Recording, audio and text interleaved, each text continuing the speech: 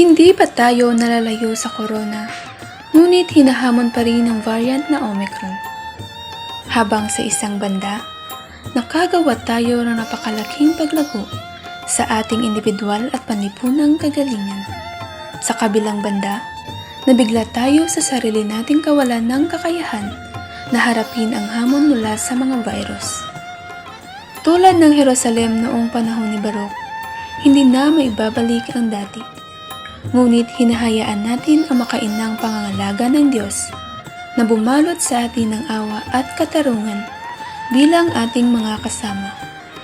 Sa kanila, maaari tayong lumipat patungo sa pagpapagaling, pagpapanumbalik at pagkakataon para sa isang bagong simula.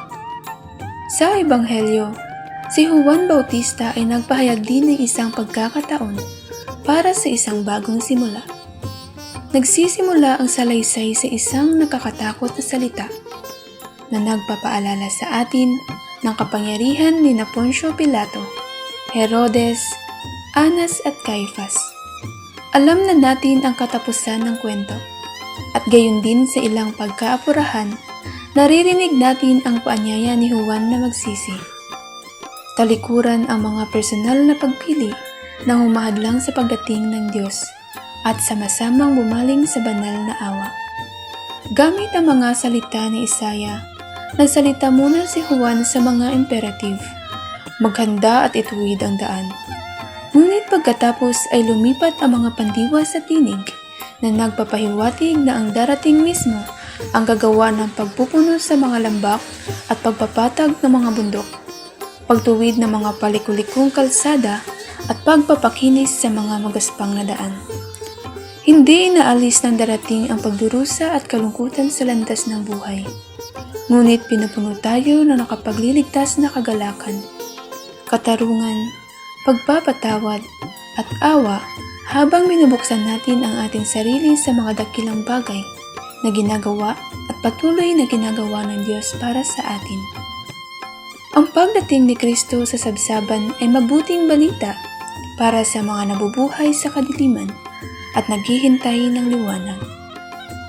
Tayo bilang mga miyembro ng lipunan ay hindi lamang basta-bastang tumatanggap ng mabuting balita, kundi nag-aambag din ng mabuting balita sa mga nangangailangan, maging individual man o komunidad o lipunan. Ang pagtukoy ni Juan Bautista sa aklat ni Isaias ay isang bagong paraan ng pagsisisi.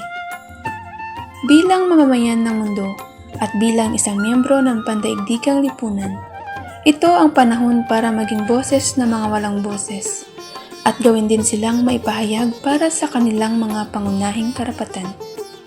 Ang pagdating ni Jesus ay mabuting balita sa mga duka at naaapi.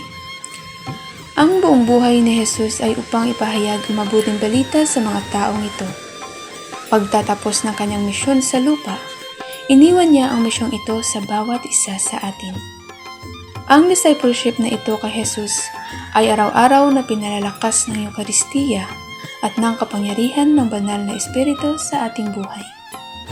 Maging bahagi tayo ng individual at panlipunang pagbabago upang ang mga halaga ng paghahari ng Diyos tulad ng kapayapaan, katarungan, pagkakapantay-pantay, kabutihan ay maghari. Magdasal tayo. Diyos na aming Ina at Ama, ang iyong pagdating sa sangkatauhan ay nagdala ng mabuting balita sa mga duka at naghihirap. Pinalakas mo kami upang maging iyong mga alagad sa pagbuo ng isang makatarungan at mapayapang lipunan. Ginagawa ito ng may malalim na pagtitiwala sa iyo, sa kabila ng aming mga pakikibaka at pagkabigo upang ipagpatuloy namin ang iyong misyon sa lupa.